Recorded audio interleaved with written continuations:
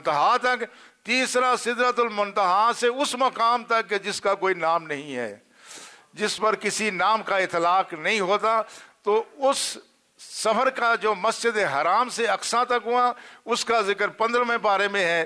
اور وہ سفر جو مسجد اقصیٰ میں انبیاء کی امامت کرانے کے بعد رسول اللہ نے جو سفر اختیار فرمایا اس کا ذکر سورہ نجم میں ہے.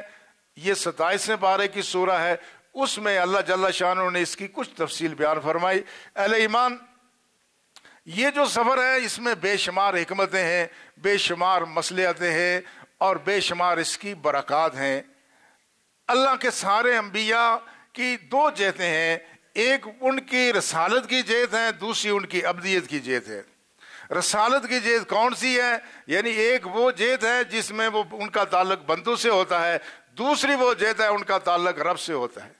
اللہ کے رسول کی ضرورت اس لیے پڑتی ہے کہ ہم ایسی مخلوق ہیں کہ ہم اپنے حواس سے، اپنی سوچ اور فکر سے، اپنی جستجو سے، اپنی فہم اور فراست سے نہ رب کو پہچان سکتے ہیں اور نہ حشر و نشر کو جان سکتے ہیں، نہ عالم عقبیٰ کے واقعات سے باخبر ہو سکتے ہیں. اس لیے کہ اللہ رب العزت کی شان وہ شان ہے کہ اس کی ہم تاب لا نہیں سکتے.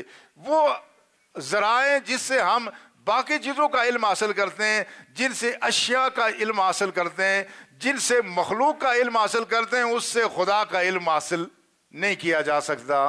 نہ دیکھ کر کے، نہ سن کر کے، نہ اپنے خیال سے وہ کر سکتے ہیں. اس لیے درمیان میں ایک ذات ایسی آتی ہے جس میں خدا نے وہ صلاحیت رکھی ہوتی ہے. یہ صلاحیت وہ اللہ خود رکھتے ہیں، بندے کے پیدا کرنے سے پیدا نہیں ہو سکتی. نبوت کوئی ایسا منصب نہیں ہے کہ کوئی آدمی محنت کرے، ریاضت کرے، تقوی اختیار کرے تو نبی بن جائے. ایسا ممکن نہیں ہے. یہ اللہ اپنی طور پر کسی کو یہ ودیعت کرتا ہے. تو اس ذات کی دو جہتیں ہوتی ہیں، ایک اس کا تعلق رب کے ساتھ ہوتا ہے، دوسرا اس کا تعلق مخلوق کے ساتھ ہوتا ہے. جب اس کا تعلق رب کے ساتھ قائم ہوتا ہے تو اللہ کے نبی کی روحانیت اپنے عروج پر ہوتی ہے. چونکہ اللہ کی ذات وہ مادیت سے پاک ہے. نبی کی دو شانیں ہیں، ایک اس کا روحانیت کا پہلو ہے، دوسرا اس کا بشریت کا پہلو ہے. جب اللہ رب العزت کی طرف نبی کی توجہ ہوتی ہے اس پر روحانیت غالب ہوتی ہے، بدنی تقاضے سارے دب کے رہ جاتے ہیں. اور جب اللہ کے نبی بندوں کی طرف متوجہ ہوتے ہیں تو پھر وہ بندوں والی بشریت والی صفت غالب ہو جاتی ہے. وہ روحانی صفت کا وہ عروج، وہ غلبہ باقی نہیں رہتا.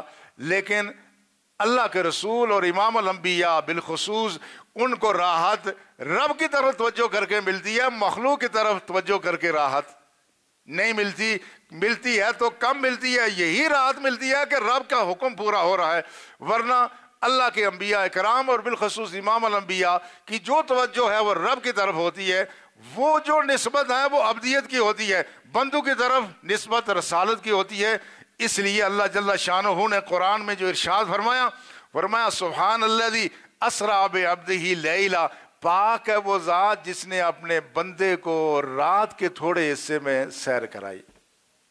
اللہ کے رسول جب اللہ کے حاضر ہو رہے ہیں تو اس وقت وہ عبد ہیں، بندوں کی طرف متوجہ ہو رہے ہیں تو بندوں کے رسول ہیں.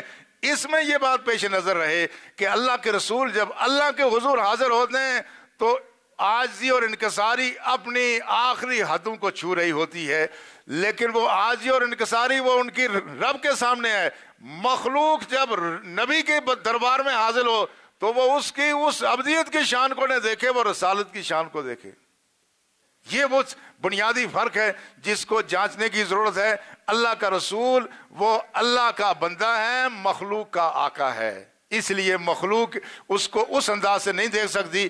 لیکن اس میں ہوتا کیا ہے، اس میں جب اللہ کے رسول کی توجہ مخلوق کی طرف ہوتی ہے اس وقت اللہ کے رسول کے دل پر تقدر بھی آتا ہے. تقدر اس معنی میں کہ لوگ طعن و تشریح بھی کرتے ہیں، لوگ برا بھلا بھی کہتے ہیں. اور ظاہر ہے مشرکین کیا نہیں کرتے تھے، منافقین کیا نہیں کرتے تھے. جب یہ صورتحال ہوتی اللہ کے رسول کا دل بوجھل ہوتا تھا.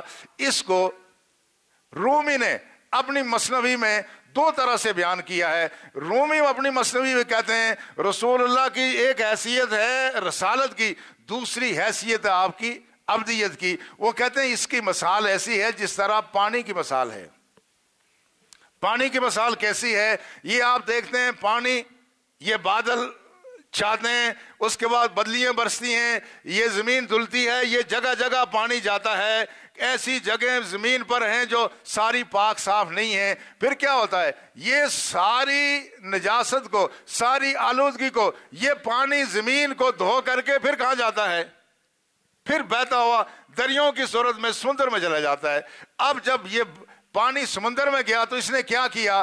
اس نے زمین کی ساری آلائشوں کو، وہ خواہ فضا میں ہو یا زمین پر موجود ہو، خواہ وہ قدرتی طور پہ آسمان پہ ہو یا زمین پہ ہو۔ میں اس مرحلے پر ایک اور بات کی طرف آپ کی توجہ صفائی کے حوالے سے عرض کرنا چاہتا ہوں۔ ہمارے بلدیہ کی طرف سے غالباً ابھی ہفتہ صفائی منایا جا رہا ہے، لیکن میں آپ سے گزارش کروں گا ہماری بھی ذمہ داری ہے کہ ہم بھی صفائی رکھیں۔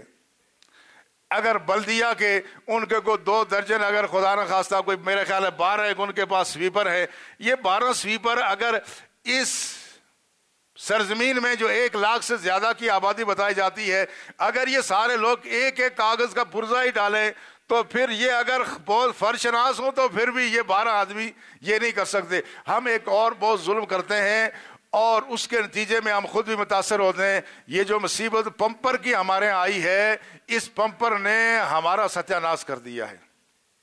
ہماری خواتین بھی چلیں جیسے بھی کرتی ہیں، وہ تو ایک الگ موضوع ہے کہ بچوں کو پمپر پہرانے کا فائدہ اور نقصان کیا، وہ تو ایک الگ بات ہو گئی۔ لیکن ہم کیا کرتے ہیں؟ ہم اپنے سارے پمپر جا کے کہیں ڈال دیتے ہیں۔ ہم یہ سمجھتے ہیں کہ اپنے ماحول کو، اپنے مکان کے قرب و جوار کو تو ہم نے آلودہ نہیں کیا، ہم نے فلاں کسی میں ڈال دیا، فلاں کھیت میں ڈال دیا، فلاں روڈ کے پاس ڈال دیا، تو گویا ہم نے اپنے ماحول کو، اپنے گھر کو صاف رکھا ہے۔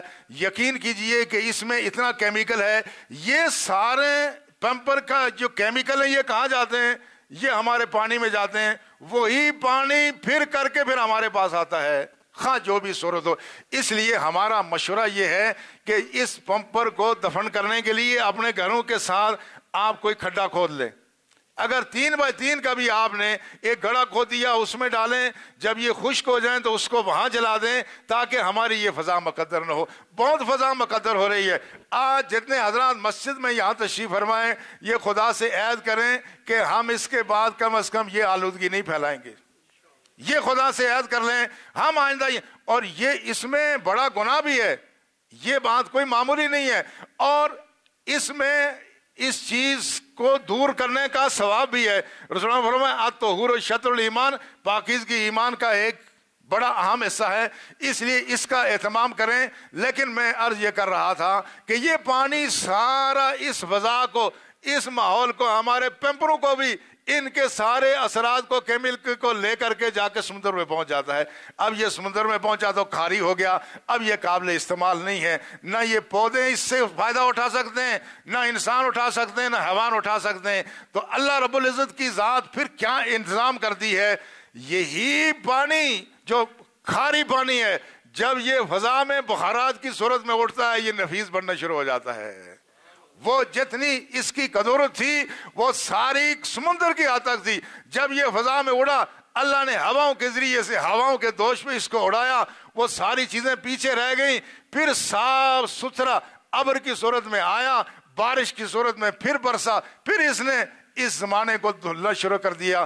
یہ رومی کہتے ہیں کہ نبی کی 2 جہتیں ہوتی ہے۔ نبی، اس کو دنیاوی آلائشوں پر قیاس نہ کیا جائے کہ جب نبی کی توجہ بندوں کی طرف ہوتی ہے، اللہ کے نبی کے دل پر بوجھ بھی پڑتا ہے، تانے بھی سننے پڑتے ہیں، تکلیفیں بھی اٹھانی پڑتی ہیں، آپ کے راستے میں کانٹے بھی بچھائے جاتے ہیں، ساری تکلیفیں ہوتی ہیں۔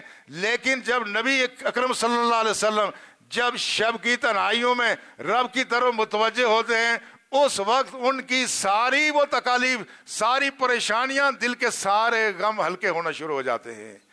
جتنا قرب اللہ کے نبی کو اللہ کی ذات کا ہوگا، اسی قدر اللہ کے نبی کو راحت اور خوشی حاصل ہوگی۔ اس لیے اللہ جل شانہ نے باقی انبیاء کو بھی اپنا قرب عطا فرمایا، باقی انبیاء کو بھی بیٹھے بیٹھے آسمانوں کی سیر کرائی، بیٹھے بیٹھے مختلف مناظر دکھائے، مگر رسول اللہ صلی اللہ علیہ وسلم کے لیے خصوصی معاملہ ہوا کہ اللہ جل شان نے رسول اللہ کو اپنے پاس بلایا، اور بلایا تو فرمایا لِنُرِيَّهُ مِنْ آیاتنا، تاکہ ہمارے نبی جہاں سے گزریں اللہ کی نشانیاں دیکھتے جائیں، جہاں سے بھی گزریں۔ یہ مسجد حرام سے اقصیٰ کا جو سفر ہے، اس میں بھی وہ نشانیاں جو کوئی آنکھ دیکھ نہیں سکتی، کوئی کان وہ چیز سن نہیں سکتے، وہ اللہ کے رسول نے وہ چیزیں مشاہدہ فرمائی۔ جو مسجد حرام سے مسجد اقصیٰ کا سفر تھا، درمیان میں موسیٰ علیہ السلام کو آپ نے دیکھا، فرمایا رأیت موسیٰ قائما یصلی فی قبری، فرمایا میں نے جب کثیب الاحمر کے پاس سے میں گزرا، اس سرخ ٹیلے کے پاس سے میں نے گزرا جس کے پاس موسیٰ علیہ السلام کی قبر تھی، میں نے دیکھا موسیٰ علیہ السلام اپنے قبر میں کھڑے ہو کر کے نماز ادا فرما رہے ہیں۔ نبی کی شان یہاں نظر آئی۔ پھر آپ نے فرمایا فَإِذَا أَنَا بین الانبیاء، پھر جب مسجد اقصیٰ میں پہنچا، اس وقت یہ مسجد اس طرح سے مسجد کی صورت میں نہ تھی، بلکہ یہ ملبے کا ڈھیر تھا۔ یہ بعد میں اس کے حضرت عمر نے یہ مسجد اثر نو تعمیر کرائی تھی، یہ ٹیٹس رومی نے اس کو مسمار کر دیا تھا، شہید کر دیا تھا۔ فرماتے ہیں جب میں وہاں پہنچا، سارے انبیاء کرام سے میری ملاقات ہوئی۔ آپ اندازہ فرمائیں اللہ کے نبی کو کس قدر راحت ملی ہوگی کہ اسی قبیلے کا میں بھی ایک فرد ہوں، بلکہ ان سب کا امام ہوں۔ اگر عام نبی کی شان یہ ہے کہ آج یہ سارے انبیاء کرام مسجد اقصیٰ میں اپنے ان اجساد کے ساتھ تشریف فرما ہیں جن اجساد کے ساتھ وہ دنیا میں تھے، تو پھر میری کیا شان ہوگی۔ آپ فرماتے ہیں میں نے موسیٰ علیہ السلام کو دیکھا، گھنگری والی ان کی زلفیں تھی، جس طرح شنوا قبیلہ جس طرح اس کے نوجوانوں کی افراد کی گھنگری والی زلفیں ہوتی ہیں، موسیٰ علیہ السلام کو میں نے دیکھا گھنگری والی زلفیں تھی۔ فرمایا میں نے عیسیٰ علیہ السلام کو دیکھا، ان کی شکل فرمایا عروہ بن مسعود ثقفی ایک بڑے خوبصورت صحابی تھے، کہا عیسیٰ علیہ السلام کی شکل عروہ بن مسعود سے ملتی تھی۔ میں نے ابراہیم علیہ السلام کو دیکھا، فرمایا ابراہیم علیہ السلام کی شکل و صورت مجھ سے زیادہ ملتی تھی۔ یہ سارے انبیاء کرام یہ اپنی ان صورتوں کے ساتھ مسجد اقصیٰ میں تشریف فرما تھے۔ مسجد اقصیٰ میں آپ نے امامت فرمائی، وہاں سے آسمانوں کا سفر شروع ہوا۔ آپ نے فرمایا مجھے ایک براق پیش کیا گیا، اور براق ایسا پیش کیا گیا، فرمایا وہ اپنا پاؤں جو ہے وہ اتنی دور رکھتا تھا جس طرح آدمی کی نظر جہاں تک پڑتی ہے۔ یہ براق کی یہ نورانی سواری تھی، یہ نورانی سفر تھا۔ یہاں یہ بات بھی پیش نظر رہے کہ انبیاء کرام جو دنیا میں تشریف لاتے ہیں، اللہ ان کو معجزات اسی نوعیت کے دیتا ہے جس نوعیت کے لوگوں کے پاس علوم و فنون ہوتے ہیں۔ اپنے زمانے کے جتنے لوگ جس بات پر ناز کرتے ہیں، اللہ کے نبی اس سے آگے کی بات کرتا ہے۔ یہ جو دور شروع ہوا، یہ چونکہ اب یہ سائنس کا دور شروع ہونا تھا، یہ علم کا دور تھا، یہ ٹیکنالوجی کا تھا، یہ کائنات کی تسخیر کا دور شروع ہونا تھا، اس لیے یہ علم کا دور تھا۔ اس لیے اللہ جل شانہ نے اس سفر میں اپنے نبی کا علم اس میں انتہائی اضافہ فرمایا میں نے رأیت مشارق الارض و مغاربہ، فرمایا میں نے زمین کو دیکھا، مشرق سے بھی دیکھا، مغرب سے بھی دیکھا، اور ساری کائنات کا میں نے مشاہدہ کیا۔ اور پھر یہ جو چونکہ سائنس کا دور تھا، اس لیے اللہ کے رسول نے وہ سفر کیا، اس رفتار سے کیا کہ سائنس قیامت تک یہ سفر نہیں کر سکتی۔ قیامت تک خواہ کتنی بھی سائنس ترقی کریں، یہ سفر نہیں ہو سکتا۔ ہمارے پاس پڑھے لکھے نوجوان جن کو دین کے بارے میں پوری طرح سے آگاہی نہیں ہوتی، وہ بعض دفعہ اس پر معذرت خانہ رویہ اختیار کرتے ہیں، کہتے ہیں بھائی دیکھو یہ جو سفر ہوا یہ کیسے ہو سکتا ہے، اتنی جلدی میں سفر کیسے ہو سکتا ہے، کیونکہ یہ سفر ہے بڑا طویل، یہ بڑا طویل ہے۔ اور یہ جو آسمانوں کا سفر ہے، آسمانوں کا سفر ہماری سائنس یہ زمین کے ان اوقات سے نہیں ناپتی، کہتے ہیں یہ وقت پورا ہی نہیں ہوتا۔ ادھر کا جو سفر ہے وہ روشنی کی رفتار سے ناپا جاتا ہے۔ روشنی کی رفتار سے کیا مطلب ہے؟ وہاں کہتے ہیں یہ نوری سال، نوری مہینہ۔ نوری سال کا مطلب کیا ہوا؟ نوری سال کا مطلب یہ ہوا کہ اس نوری سال میں ایک سیکنڈ میں جو رفتار ہوتی ہے وہ ہوتی ہے، بجلی کی جو رفتار ہے وہ ہے، کہتے ہیں 1,86,000 میل، یعنی 3 لاکھ کلومیٹر روشنی ایک سیکنڈ میں رفتار طے کرتی۔ روشنی کی رفتار کتنی ہے؟ ایک سیکنڈ میں 3 لاکھ کلومیٹر روشنی کی رفتار ہے، اور کہا یہ جاتا ہے یہ جو اس وقت کہکشاں دریافت ہوئی ہیں، کہتے ہیں جو سب سے دور کہکشاں ہے اس تک کا جو سفر ہے وہ زمین سے 1 ارب نوری سال کا ہے۔ حساب کریں تو ان سے ختم ہو جاتے ہیں۔ 1 ارب نوری سال جو اس وقت جو کہکشاں دریافت ہوئی ہے، 1 ارب نوری سال، یعنی کوئی ایک ایسا جہاز جو اتنا تیز چلے کہ 1 سیکنڈ میں 3 لاکھ کلومیٹر کا سفر طے کرے، تو اس کہکشاں تک پہنچنے میں اس کو وقت لگے گا کم از کم 1 ارب نوری سال کا۔ یہ ہے مسافت۔ یہ تو وہ ہے جہاں یہ کائنات، جہاں مکان ہے جس پر ٹائم اور سپیس کا اطلاق ہوتا ہے۔ اس کے بعد اللہ رب العزت کی جو آگے شان ہے، جو عرش مولا ہے، وہ کتنا دور ہے اس کا کسی کو ادراک نہیں ہے، لہٰذا اس پر ہمارا نوجوان پریشان ہو جاتا ہے، کہتے ہیں اتنا سفر کیسے ہو سکتا ہے؟ یہ تو ان سائنٹیفک بات ہے۔ وہ یہ دہریے ہیں، ملد ہیں، یہ لوگوں کے دلوں میں شبہ پیدا کرتے ہیں، یہ کہتے ہیں دیکھو بھائی یہ مولوی صاحب کیسی بات کر رہے ہیں، بھئی یہ سفر ہو سکتا ہے؟ رات ہی رات میں اتنا لمبا سفر یہ کیسے ہو سکتا ہے؟ میں یہ بتانا چاہتا ہوں کہ یہ بات سائنس کے خلاف نہیں ہے۔ سائنس کے طلبہ اس بات کو پوری توجہ سے سنیں۔ آئنسٹائن کا جو مشہور اصول ہے E=mc²، E=mc² کا جو آئنسٹائن کا مشہور اصول ہے وہ کیا ہے؟ آئنسٹائن دنیا کا عظیم سائنسدان یہ کہتا ہے کہ اگر کوئی جسمانی وجود رکھنے والا کوئی آبجیکٹ، کوئی چیز اگر روشنی کی رفتار سے سفر کرے تو وہ اس پر وقت، زمان اور مکان کا اطلاق نہیں ہوتا، ٹائم اور سپیس کی حدود کو کراس کر جاتا ہے۔ یہ بات سمجھنے کی ہے۔ آئنسٹائن یہ کہتا ہے E=mc² کا مطلب یہ ہے کہ اگر کوئی وجود روشنی کی رفتار سے سفر کرے تو اس پر ٹائم اور سپیس کا اطلاق نہیں ہوتا، لیکن وہ کہتا ہے کہ ایسا ہمارے لیے ممکن نہیں ہے۔ یہ میں سائنس کی زبان میں بات کر رہا ہوں۔ وہ کہتا ہے ممکن کیوں نہیں کیا ہے؟ وہ کہتا ہے اس کے لیے انفینٹ فورس کی ضرورت ہے۔ کیا ضرورت ہے؟ وہ کہتا ہے لامحدود طاقت کی ضرورت ہے۔ وہ کہتا ہے یہ نہیں کہ سفر کر نہیں سکتا، یہ جو ملک دہریہ کہتا ہے یہ جھوٹ کہتا ہے اور یہ سائنس کے مبادیات سے ناواقف ہے۔ وہ کہتا ہے ایسا سفر ہو سکتا ہے، وہ کہتا ہے ہمارے پاس لامحدود طاقت نہیں ہے۔ تو رب نے اپنے قرآن میں بات ہی وہ فرمائی جس سے پتہ چلے، فرمایا سبحان الذی اسریٰ بعبدہ، وہ پاک ہے، وہ ذات ہر قسم کی کمزوری سے پاک ہے، ہر قسم کے ضعف سے پاک ہے۔ وہ اتنی طاقت والی ذات ہے کہ اس سے زیادہ طاقت کسی کی نہیں ہے۔ رب فرماتا ہے سیر میرے حبیب نے خود نہیں کی، میں نے خود کرائی ہے۔ اسرا، رب نے سیر کرائی۔ لہٰذا آئنسٹائن کے اصول کے مطابق اگر ہمیں لامحدود طاقت حاصل ہو جائے تو ہم کسی بھی وجود رکھنے والی چیز کو روشنی کی رفتار سے حرکت دے سکتے ہیں۔ ہمارے پاس یہ طاقت نہیں، اللہ نے اپنے حبیب کو طاقت عطا فرمائی، اور اللہ کی طاقت ہے کہ اللہ اپنے حبیب کو لے گیا۔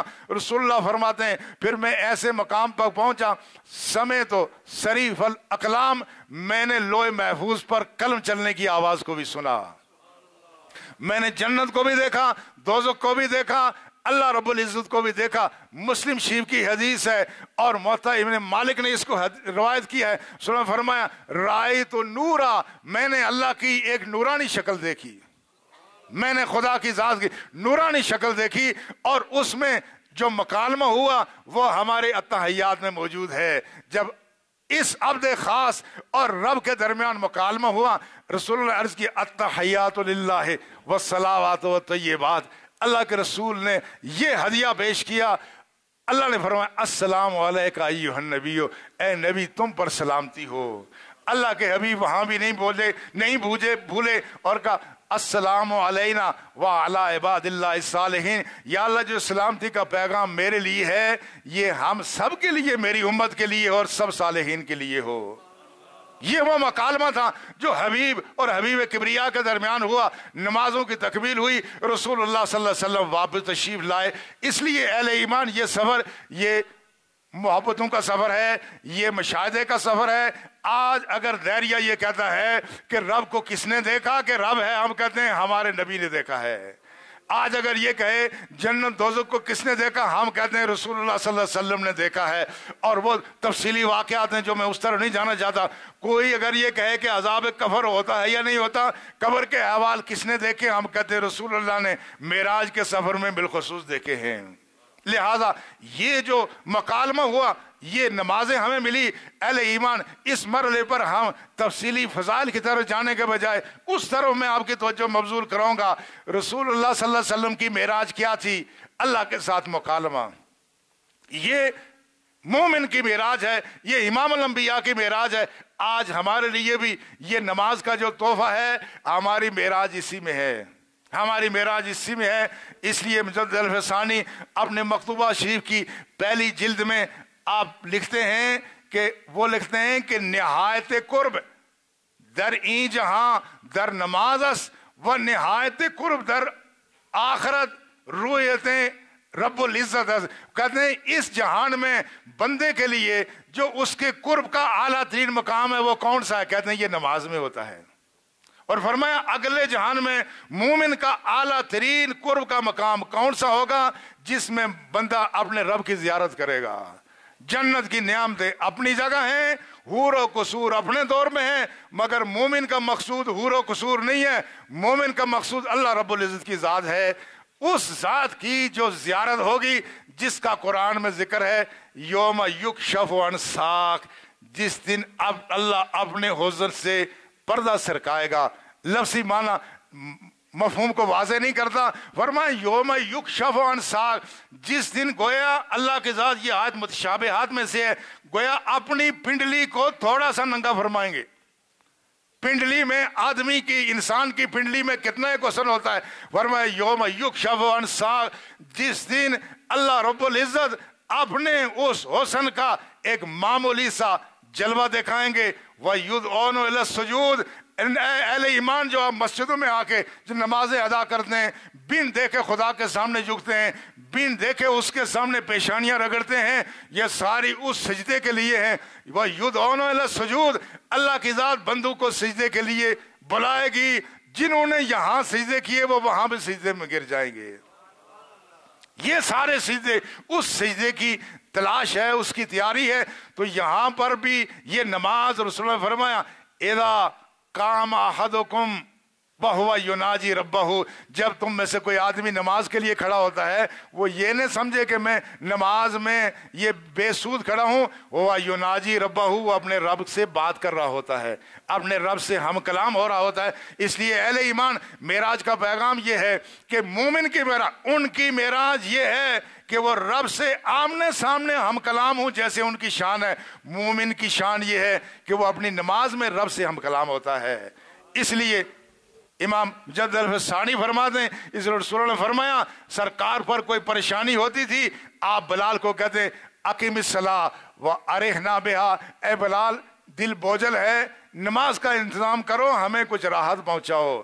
فرمایا قرۃ عینی فی الصلاۃ، اللہ کے حبیب نے فرمایا میری آنکھوں کی ٹھنڈک نماز میں ہے۔ لہٰذا معراج کا پیغام یہ ہے کہ اللہ کے نبی کی وہ معراج تھی، وہ مکالمے کی کیفیت تھی، اب ہماری معراج نماز میں ہوتی ہے۔ اللہ ہمیں اس کی توفیق عطا فرمائے۔ اور ساتھ ہی ساتھ یہ چونکہ ایسا موقع ہے کہ اس میں ایک تو نمازوں کی پابندی کا اہتمام کیا جائے اور توجہ سے نماز ادا کیا جائے۔